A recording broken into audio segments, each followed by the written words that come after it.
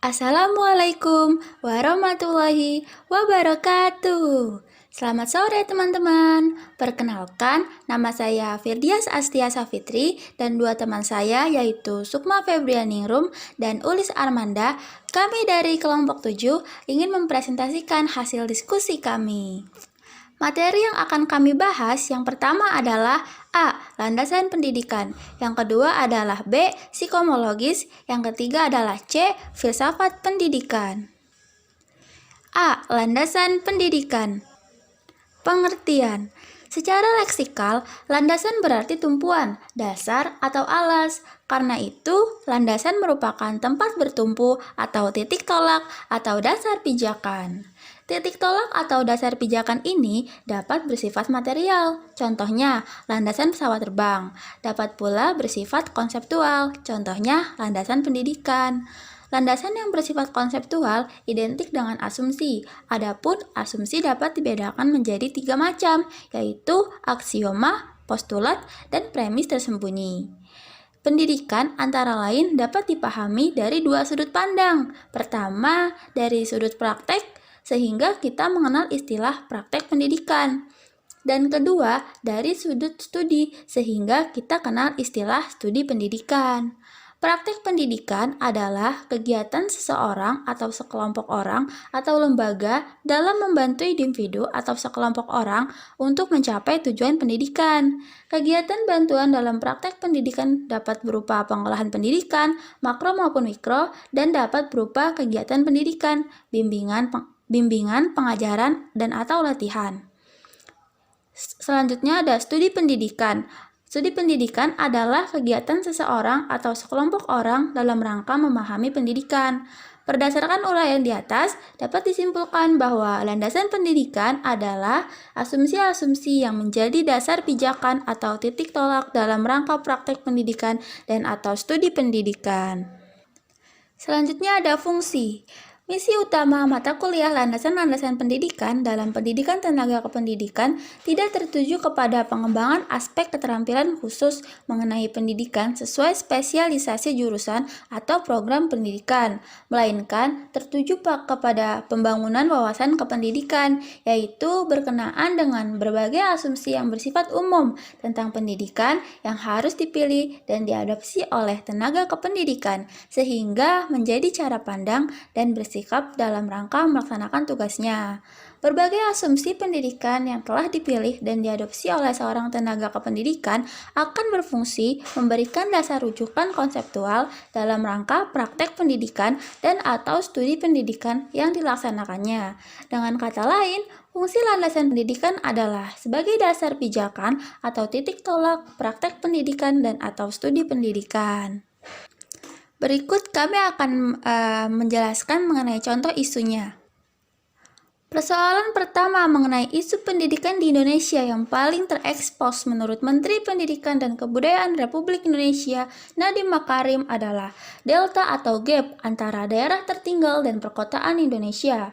Itu satu hal yang sangat terlihat, mulai dari akses internet, bahkan daya beli listrik dan juga akses para guru-guru yang melek teknologi. Gap itu menurutnya menjadi jauh lebih ekstrim di kondisi pandemi COVID-19. Demi menutup kesenjangan antara daerah-daerah terluar dengan daerah yang status ekonominya lebih tinggi dan lebih urban, itu menjadi suatu mandat kita yang semakin penting bagi sekarang.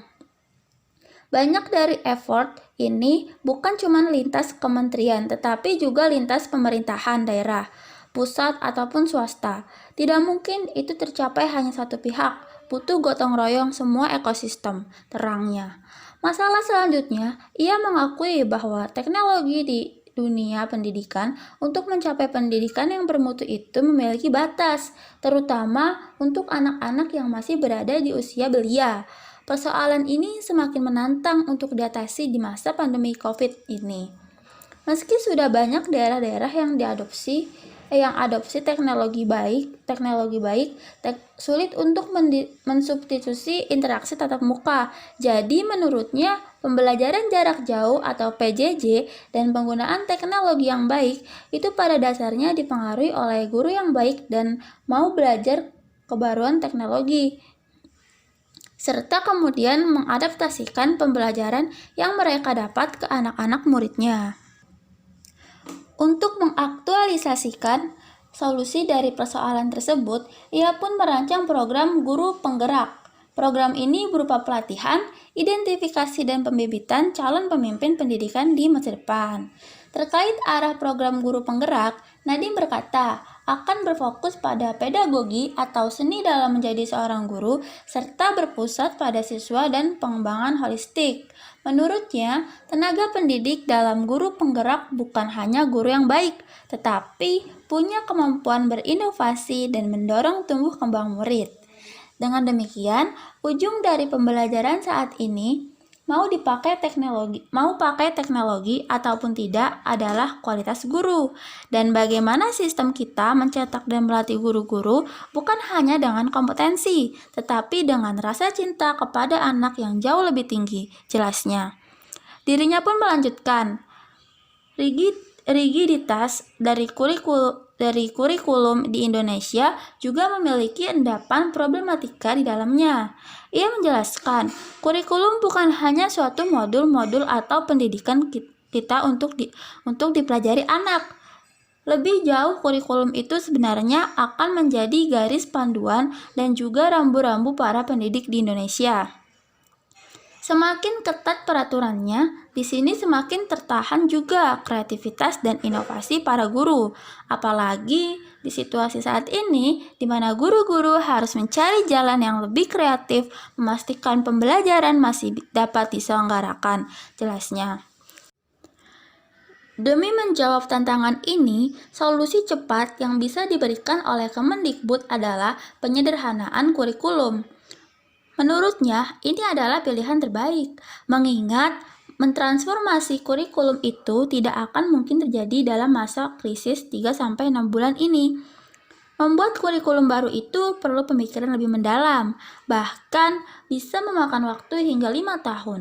Hal yang terpenting untuk kita lihat saat ini adalah kita harus bekerja lebih keras untuk beradaptasi, tetapi kita tidak mengeluarkan kurikulum baru tanpa pemahaman analisa dan kerjasama stakeholder yang efektif dan mendalam, kata dia. Psikomologis, layanan pendidikan sesuai karakteristik dan kebutuhan peserta didik.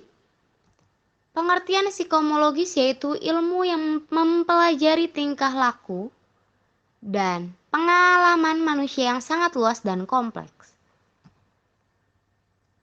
Kebijakan pemerintah terkait dengan pendidikan dan layanan khusus di Indonesia. Istilah pendidikan atau sekolah inklusi merupakan salah satu layanan khusus terkait dengan pendidikan. Sekolah inklusi adalah sebuah pelayanan pendidikan bagi anak berkebutuhan khusus. Kehadiran sekolah inklusi merupakan upaya untuk menghapus batas yang selama ini muncul di tengah masyarakat, yaitu anak berkebutuhan khusus harus sekolah di sekolah khusus pula.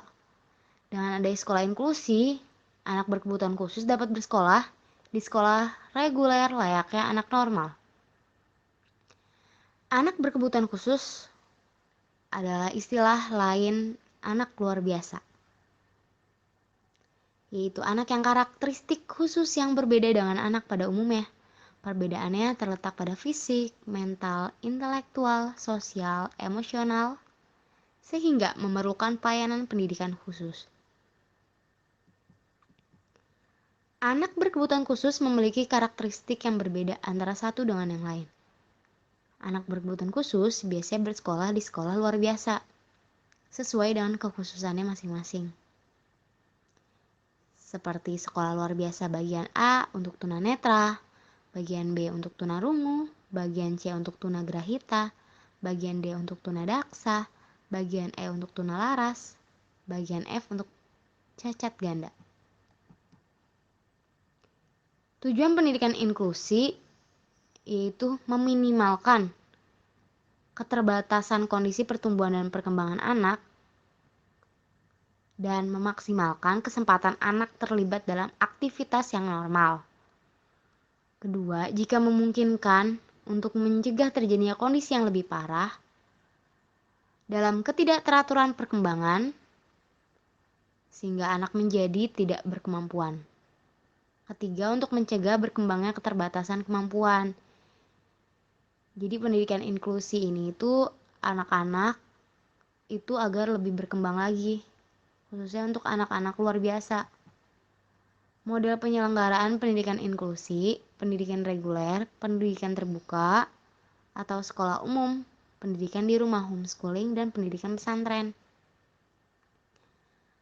Selama ini, di tengah masyarakat ada banyak sekali kendala dalam penyelenggaraan layanan pendidikan inklusi, yaitu masih banyaknya terjadi diskriminasi oleh penyelenggara layanan pendidikan atau sekolah-sekolah yang ditujukan kepada penyandang cacat. Biasanya mereka tidak mau menerima anak yang berkebutuhan khusus. Dan masih sedikit sekolah atau layanan pendidikan yang menerapkan pendidikan inklusi. Kemudian adanya keterbatasan sarana dan prasarana untuk menunjang penyelenggaraan pelayanan pendidikan inklusi. Rendahnya kesadaran orang tua tentang pentingnya pendidikan anak berkebutuhan khusus. Dan juga yang menjadi kendala besar adalah guru di sekolah reguler tidak dididik secara khusus untuk menangani anak berkebutuhan khusus, sehingga tidak memungkinkan anak berkebutuhan khusus untuk sekolah di sekolah reguler. Keuntungan penyelenggaraan sekolah inklusi yaitu sekolah inklusi dianggap dapat memberi berbagai manfaat bagi masyarakat maupun bagi anak luar biasa sendiri. Masyarakat akan mulai mau menerima keberadaan anak luar biasa. Dan sekolah inklusi juga memungkinkan anak berkebutuhan khusus belajar bersama dengan anak normal dan diperlakukan selayaknya anak normal. Dan penyelenggaraan sekolah inklusi ini akan berdampak psikologis anak berkebutuhan khusus, yaitu memberikan kesempatan bagi perkembangan kepercayaan diri anak berkebutuhan khusus itu sendiri. Nah, selanjutnya ada filsafat pendidikan. Yang pertama ada filsafat pendidikan menurut Plato. Menurutnya, pendidikan direncanakan dan diprogramkan menjadi 4 tahap dengan tingkat usia. Yang pertama, pendidikan anak-anak dari umur 10 tahun ke atas menjadi urusan negara supaya mereka terlepas dari pengaruh orang tuanya. Tahap yang kedua, pendidikan anak-anak berumur 14-16 tahun diajarkan musik dan puisi serta mengarang bebas. Tahap yang ketiga, pendidikan anak-anak dari umur 16-18 tahun yang menjelang dewasa diberi pelajaran matematik untuk mendidik jalan pikirannya. Plato mengatakan bahwa suatu bangsa tidak akan kuat kalau ia tidak percaya Tuhan. Seni yang memurnikan jiwa dan perasaan tertuju kepada yang baik dan yang indah. Tahap yang keempat, masa pendidikan dari umur 18-20 tahun, pemuda mendapat pendidikan militer. Murid-murid yang maju dalam ujian itu mendapat didikan ilmiah yang mendalam, bentuk yang lebih teratur. Yang kedua, ada filsafat pendidikan menurut Socrates. Prinsip-prinsip dasar pendidikan menurut Socrates adalah metode dialektis yang digunakan olehnya, yang mana telah menjadi dasar teknis pendidikan yang direncanakan untuk mendorong seorang pelajar untuk berpikir secara cermat, serta untuk menguji coba diri sendiri dan untuk memperbaiki pengetahuannya. Tujuan pendidikan menurutnya adalah untuk merangsang penalaran yang cermat dan disiplin mental yang akan menghasilkan perkembangan intelektual yang terus-menerus dan standar moral yang tinggi. Cara mengajar menurutnya pada dasarnya disebut diakleta, yaitu dalam pengajaran dialog memegang peran penting. Yang ketiga ada filsafat pendidikan menurut Dewey. Pendidikan adalah sebuah proses pembaharuan terus-menerus demi kelangsungan masyarakat dan anggota-anggotanya melalui keterampilan, teknik, kreativitas, dan sebagainya. Sebuah pembelajaran yang terus disampaikan, dikomunikasikan seturut dengan keadaan yang dihadapi. Bagi Dewey, anak adalah pihak yang rentan terhadap penindasan. Bentuk penindasan ini tampak dalam pendidikan. Dalam proses pendidikan, Dewey melihat anak sebagai makhluk yang belum dewasa. Penelitiannya mengenai pendidikan terhadap anak sebelum terjadinya industrialisasi di kota-kota besar memperlihatkan bahwa pendidikan ini berlangsung di tengah keluarga. Menurutnya, keseharian anak dalam keluarga sesungguhnya mengatakan dunia yang mereka hayati dan hidupi.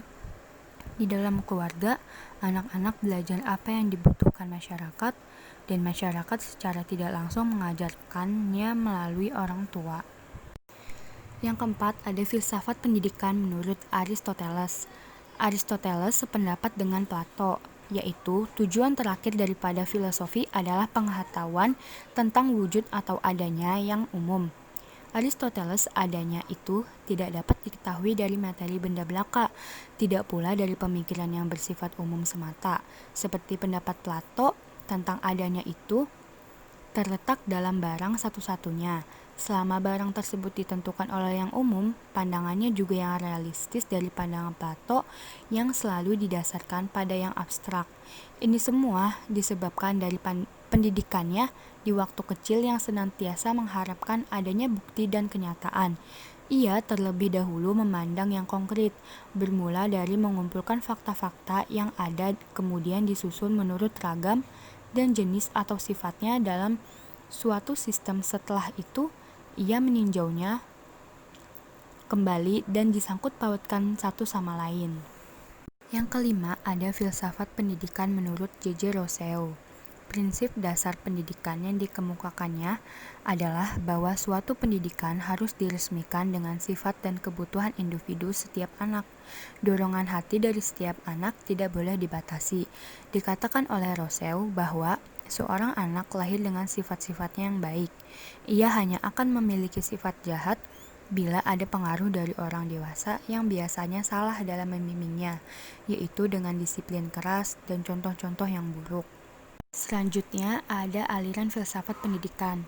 Secara sederhana, filsafat dapat diartikan sebagai berpikir menurut tata tertib dengan bebas dan dengan sedalam-dalamnya, sehingga sampai ke dasar suatu persoalan, yakni dengan berpikir yang mempunyai ciri-ciri khusus seperti analitis, pemahaman, deskriptif, evaluatif, interpretatif, dan spekulatif. Nah, aliran filsafat pendidikan dibagi menjadi 4. Yang pertama ada perennialisme. Aliran ini sangat dipengaruhi oleh tokoh-tokohnya seperti Plato, Aristoteles, dan Thomas Aquinas. Asas yang dianut perennialisme bersumber pada filsafat kebudayaan yang berkiblat pada 2, yaitu perennialisme yang teologis bernaung di bawah supremasi Gereja Katolik dengan orientasi pada ajaran dan tafsir Thomas Aquinas, dan yang kedua, dan perennialis sekuler berpegang pada ide dan cita filosofis Plato dan Aristoteles. Nah, yang kedua ada esensialisme. Esensialisme merupakan filsafat pendidikan tradisional yang memandang nilai-nilai pendidikan hendaknya bertumpu pada nilai-nilai yang jelas dan tahan lama, sehingga memiliki kestabilan dan arah yang jelas. Esensialisme didasari atas pandangan humanisme yang merupakan reaksi terhadap hidup yang mengarah kepada keduniawian, sebab ilmiah dan materialistik, sekuler, dan gersang dari nilai-nilai kemanusiaan. Yang ketiga ada progresivisme. Aliran ini adalah aliran filsafat pendidikan yang sangat berpengaruh pada abad ke-20 hingga saat ini.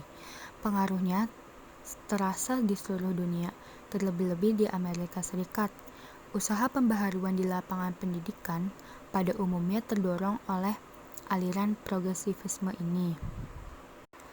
Aliran ini dihubungkan dengan pandangan hidup yang liberal, yaitu pandangan hidup yang mempunyai sifat-sifat fleksibel, kurios, toleran, dan open-minded. Yang keempat ada rekonstruksionisme. Rekonstruksionisme seringkali diartikan sebagai rekonstruksi sosial yang merupakan perkembangan dari filsafat pendidikan progresivisme. Aliran ini menganggap bahwa progresivisme belum cukup jauh berusaha memperbaiki masyarakat.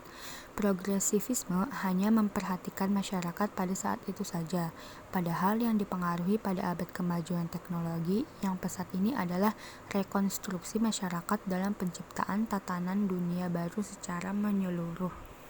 Selanjutnya ada filsafat pendidikan Pancasila. Sangatlah wajar kalau Pancasila dikatakan sebagai filsafat hidup bangsa, karena menurut nilai-nilai dasar dalam sosio-budaya, Indonesia hidup dan berkembang sejak awal peradabannya, yang meliputi kesadaran ketuhanan dan kesadaran keagamaan secara sederhana, kesadaran kekeluargaan, di mana cinta dan keluarga sebagai dasar dan kodrat terbentuknya masyarakat dan sinambungnya generasi. Kesadaran musyawarah mufakat dalam menetapkan kehendak bersama, kesadaran gotong royong dan tolong menolong, dan kesadaran tenggang rasa atau tempo seluro sebagai semangat kekeluargaan dan kebersamaan, hormat demi keutuhan, kerukunan dan kekeluargaan dalam kebersamaan. Nah, yang terakhir ada Pancasila sebagai filsafat pendidikan nasional.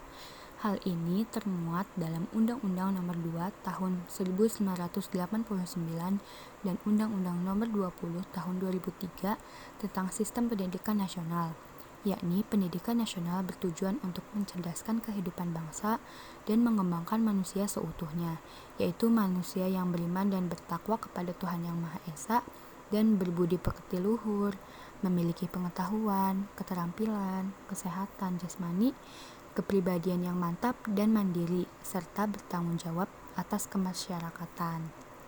Nah, sekian dari kelompok kami, kurang lebihnya mohon maaf. Wabillahi taufik walhidayah. Wassalamualaikum warahmatullahi wabarakatuh.